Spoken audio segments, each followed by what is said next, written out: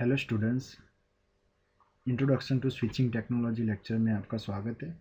ये लेक्चर में हम स्विच के बारे में पढ़ने वाले हैं और उसके बाद जितने भी प्रैक्टिकल्स है वो स्विचिंग कंसेप्ट के हैं। अभी तक हम लोगों ने देखा routing and configuration, routing protocols, routing का कैसे बैकअप सब देखा।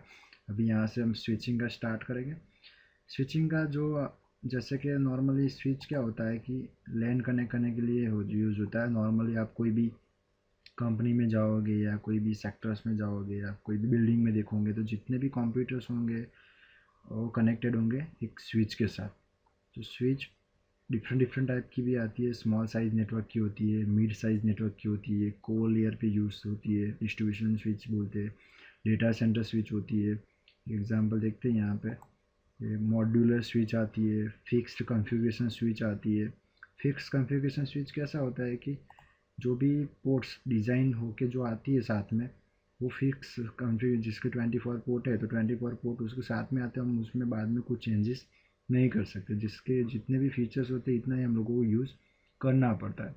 अगर कभी कभी मॉड्यूलर स्विच आती है तो मॉड्यूलर स्विच में क्या चेसिस होता है और चेसिस के अंदर लाइन कार्ड होता है। लाइन कार्ड के अंदर मल्टीपल इंटरफेस कनेक्ट करवा सकते हैं, पीछे से हम पोर्ट लगा सकते हैं। जैसे कि कंप्यूटर में अपना ये बोलते हैं एक्सपेंशन कार्ड लगाना, ऐसे ही मॉड्यूलर में हम मल्टीपल कार्ड लगा के पोर्ट को बढ़ा सकते हैं।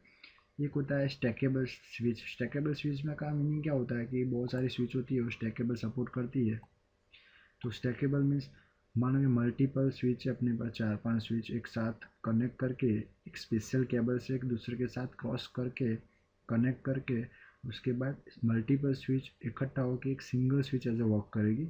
ऐसा एक ऑप्शन होता है स्टैकेबल स्विच। ऐसे 3 टाइप की स्विच होती है।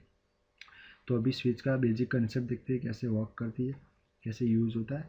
आप सिस्को का ये प्रोडक्ट साइट है, वहाँ पे जाके जितनी भी स्विच है आपको देखना है तो देख सकते हो। हर एक का फीचर्स भी आप यूज़ कर सकते हो, क्योंकि विदाउट स्विच कोई भी लैन बिल्डिंग कनेक्शन नहीं होता, पीसी कनेक्शन नहीं होता। तो स्विच का जो भी कंसेप्ट है प्रैक्टिकल से वो अंडरस्टैंड करना ज़रूरी है। तो अभी देखते हैं उसके फीचर्स क्या है। ओके, स्विच ज़्यादातर डेटा लिंक लेयर पर वर्क करती है, लेयर 2 OSI मॉडल के अंदर। उसके बाद स्विच एक इंटेलिजेंट डिवाइस है कंपेरिजन टू हब। हब में और स्विच में बहुत डिफरेंस था। अभी भी ज़्यादातर हब कभी यूज़ नहीं होता है। स्विच इंटेलिजेंट क्यों होता है कि वो मैक एड्रेस के बेस काम करती है और वो ब्रॉडकास्ट एंड यूनिकास्ट दोनों कंसेप्ट के साथ यूज़ होती है। उसके बाद स्विच एक एप्लीकेशन स्पेसिफिक इंटीग्रेटेड सर्किट के थ्रू, एसिक नाम की एक सर्किट होती है, चिप्स होती है, उसके थ्रू मैक एड्रेस को मेंटेन करती है, टेबल को पूरा कैसे बनाती है वो भी प्रैक्टिकल फंक्शन दिखाऊंगा कि कैसे मैक एड्रेस स्विच में लर्न होता है। उसके बाद स्विच में जब फर्स्ट टाइम स्टार्ट करते हैं तो स्विच क्या करती है, फर्स्ट टाइम ब्रॉडकास्ट करती है, फ्लडिंग करती है। जैसे जैसे मैक एड्रेस में मैक एड्रेस का एंट्री मैक टेबल में होता जाता है उसके बाद स्विच यूनिकास्ट करना शुरू कर देगी। ब्रॉडकास्ट मीन्स क्या होता है कि सभी पोर्ट जितने भी कनेक्टेड है सभी पोर्ट को फॉरवर्ड करेगी फ्रेम। तो यूनिकास्ट मीन्स पर्टिकुलर पोर्ट में ही फ्रेम फॉरवर्ड होगी। मीन्स ऐसा बोल सकते हो कि sender 1 receiver all and sender 1 receiver 1। It has a one broadcast domain by default. मैंने बताया कि स्विच के अंदर बाय डिफ़ॉल्ट एक ब्रॉडकास्ट डोमेन होता है फर्स्ट टाइम, अगर विलेन क्रिएट नहीं किया हो तो। विलेन का भी कंसेप्ट पूरा लेक्चर मैंने बनाया है। विलेन वो ब्रॉडकास्ट को लिमिट करता है। अगर बाय डिफ़ॉल्ट स्विच में एक विलेन होता है, विलेन 1 में सब पोर्ट होते हैं सब स्विच के, तो इसीलिए वो जितने भी पोर्ट होते हैं सभी में वो ब्रॉडकास्ट करती है। उसके बाद स्विच के अंदर कॉलिजन डोमेन वो हर एक पोर्ट ऊपर होता है। इट मीन्स हब में क्या था कि पहले एक ही कॉलिजन डोमेन था और एक ही ब्रॉडकास्ट डोमेन था, इसलिए ज़्यादातर उसका स्पीड डाउन होता था, नेटवर्क में ट्रैफिक जम हो जाता था। ये चीज़ जो स्विच है वो कॉलिजन को ब्रेक करती है। तो स्विच में क्या होता है कि जितने भी पोर्ट होते हैं वहाँ पे कॉलिजन डोमेन होता है। और कॉलिजन मीन्स क्या होता है, network traffic means at a time दो दो पीसी एट अ टाइम अगर ट्रांसमिट करते हैं शैम एंड विद में सेंडिंग रिसीविंग, तब वो कॉलिजन का कंसेप्ट पहले क्रिएट था। अभी वो स्विच में वो कंसेप्ट कॉलिजन डोमेन का इतना ज़्यादा रहा नहीं, इसलिए क्योंकि हर पोर्ट पर कॉलिजन डोमेन होता है। और कॉलिजन डोमेन को डिटेक्ट करने के लिए एक प्रोटोकॉल भी आता है CSMA/CD, कोई carrier sense multiple access with collision detection, जो लैन में यूज होता है, एंड कैरियर एवॉइडेंस में होता है, वायरलेस में यूज होता है CSMA/CA। वो थोड़ा मैकेनिज्म है CSMA का, वो कैरियर सेंस मल्टीपल कॉलिजन को। उसके बाद स्विच के जितने भी पोर्ट होते हैं वो डेडिकेटेड बैंडविड्थ में होता है, लाइक एग्जांपल 100 Mbps, तो हर एक पोर्ट पे जो फिक्स बैंडविड्थ होता है वो शेयर नहीं होता है। टाइप ऑफ स्विच, ज़्यादातर स्विच मैनेजेबल एंड अनमैनेजेबल दो टाइप की आती है। मैनेजेबल स्विच मीन्स कि जिसमें कंसोल पोर्ट होता है, जिसको हम iOS एक्सेस करके कॉन्फ़िगरेशन कर सकते हैं, लाइक VTP है, VLAN है, पोर्ट सिक्योरिटी, जो चीज़ को हम कॉन्फ़िगरेशन कर सकते हैं वाया कंसोल। जैसे हमने राउटर में iOS देखा था, ऐसे ही स्विच में iOS होता है। और unmanageable switch just plug and play, उसको जस्ट कम्युनिकेशन के लिए यूज़ कर सकते हैं, लेकिन iOS उसमें कंसोल पोर्ट नहीं होता है, इसलिए उसको मैनेज नहीं कर पाते।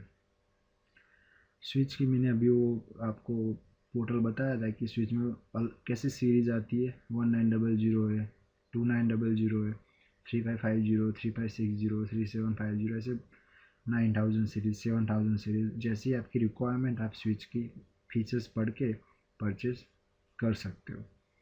उसके बाद मैंने आगे बताया कि फिक्स स्विच होता है, मॉड्यूलर स्विच होता है एंड स्टैकेबल स्विच होता है।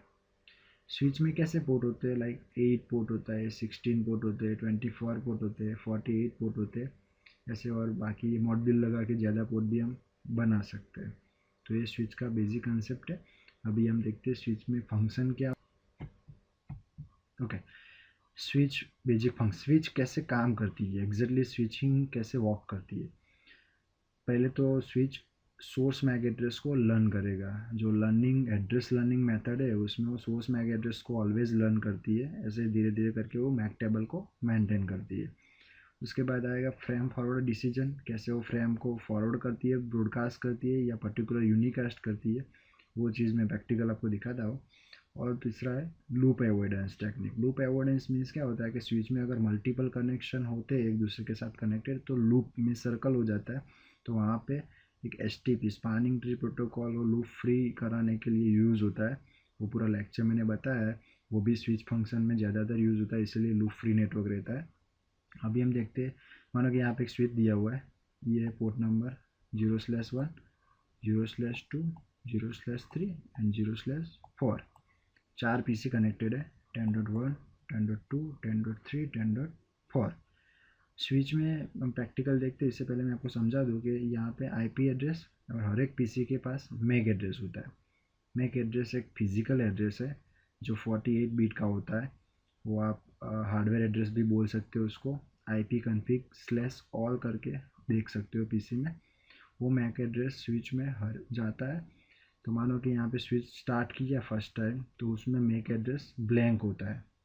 जब मैक ब्लैंक होता है, तो जैसे ही यहाँ पे पहला PC कम्युनिकेशन करेगा, तो स्विच सोर्स मैक एड्रेस जहाँ से फ्रेम रिसीव हुआ है, वहाँ से सोर्स मैक एड्रेस को उसको लर्न करेगा कि ये मैक एड्रेस यहाँ से आया हुआ है। और डेस्टिनेशन मैक एड्रेस वहाँ पे टेबल में पहले चेक करने जाएगा, मैक टेबल में। अगर उसमें कोई एंट्री नहीं है तो स्विच हर एक पोर्ट को सेंड करेगी एक्सेप्ट सोर्स पोर्ट के अलावा।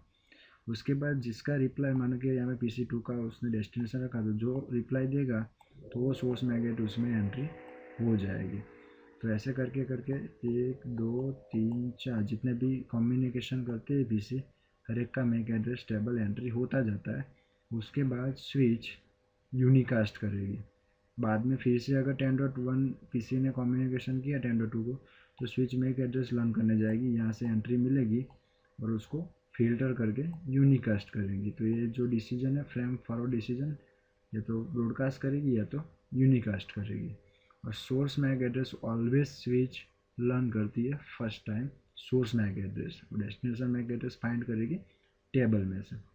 अभी ये आप प्रैक्टिकल थ्रू समझते कि स्विच में कैसे मैक एड्रेस टेबल मेंटेन होता है।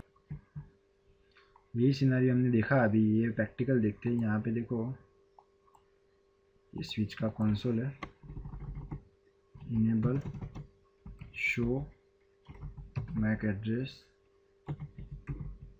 टेबल, ऐसा कमांड है। अभी देखो ब्लैंक है, मैंने फर्स्ट टाइम स्विच स्टार्ट किया है, कोई मैक एड्रेस भी नहीं है, विलन इन्फॉर्मेशन नहीं है, कौन सा टाइप है वो भी नहीं है, और पोर्ट नंबर भी नहीं है, कुछ नहीं है, खाली टेबल है। और यहाँ पे 4 पीसी कनेक्टेड है, चारों का आईपी एड्रेस दिया हुआ 10.1, 10.2, 10.3, 10.4। तो मानो कि यहाँ पे पहले 10.2 से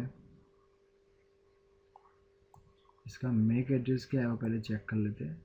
कमांड प्रॉम्प्ट में जाते हैं, ipconfig/all, ये आप पीसी में रन कर सकते हो। तो आपको बताया कि इसका मैक एड्रेस क्या है, फिजिकल एड्रेस वो देखने को मिलेगा, ये वाला हेक्साडेसिमल फॉर्मेट में होता है, 48 बिट में होता है। और याद रखो जैसे कि 1 फॉर EA उसका EC2 का,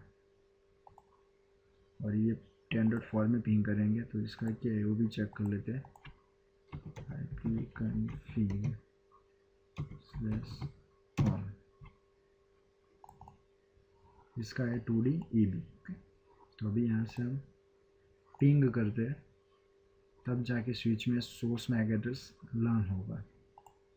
यहाँ पे मानो कि पिंग 10.0.0.4 पीसी को जब फर्स्ट टाइम पिंग करते तो स्विच में क्या होगा, मैक एड्रेस गया होगा, और उसके बाद ये लर्न किया होगा उसकी एंट्री और रिसीव करके सभी ने ब्रॉडकास्ट किया होगा फर्स्ट टाइम, इसी ने रिप्लाई दिया होगा, तो दोनों का मैक एड्रेस यहाँ पे आ गया होंगे। देखो डायनामिकली आ गया, 1 for EA and 2D EB, ये डायनामिक मेथड से लर्न कर रही है। तो ऐसे ही मानो कि 10.1 से पिंग किया 10.0.0.3 को, तो स्विच में ऐसा मैक एड्रेस का सिस्टम लर्निंग होता जाता है। अभी ये जो फर्स्ट टाइम लर्न पैकेट इसके फ्रेम आएगा स्विच में, वो टेबल में देखेगी कि 10.1 से आया है तो कहाँ पे भेजना है और डायरेक्टली यूनिकास्ट करेगी। तो ऐसे स्विच मैक एड्रेस बिल्ड करती है। ये मैक एड्रेस टेम्पररी स्टोर होता है, अगर आप रिलोड करते हो तो मैक एड्रेस चला जाता है, ब्लैंक हो जाता है। तो ये लेक्चर में हमने देखा कि स्विच कैसे फंक्शन करती है, स्विच में कौन कौन से सीरीज होते हैं, स्विच में कैसे काम होता है, और दूसरा कि स्विच के जो मेन कंसेप्ट है वो क्या है, कौन सा लेयर पे वर्क करती है। समटाइम्स लेयर 2 स्विच भी आती है, लेयर 3 स्विच भी आती है, उसको मल्टी लेयर स्विच बोलते हैं। उसमें राउटिंग एंड बेसिक कमांड भी रन हो जाते हैं, एंड VLAN भी कॉन्फ़िगर कर सकते हैं। इसके L2 के भी काम कर सकते हैं, L3 के भी काम कर सकते हैं। तो इस लेक्चर में हमने देखा स्विचिंग फंक्शन। Thank you.